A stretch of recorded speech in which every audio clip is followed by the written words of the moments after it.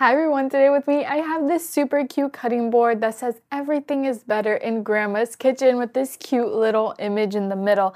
I absolutely adore this product. It's great for a gift, or if you're a grandma yourself, go ahead and buy this and display it in your kitchen. You are going to see so many good things about this board. First of all, you have the handle right here, making it super easy to carry it around, and it's double-sided, so on the other side you can see here that you have little juice grooves all around to keep everything from overflowing. You're also going to see this wood is super great and anti-cracking, and they're going to give you some manual instructions for you to follow, including to hand wash only, store in a dry place, wash it only with mild soap, and rinse and dry immediately. You want to make sure you're following these rules for the sake of your board and to make sure it keeps on being a great product. It is 13 inches by 9.4 and the thickness is 0.96 inches. It's quite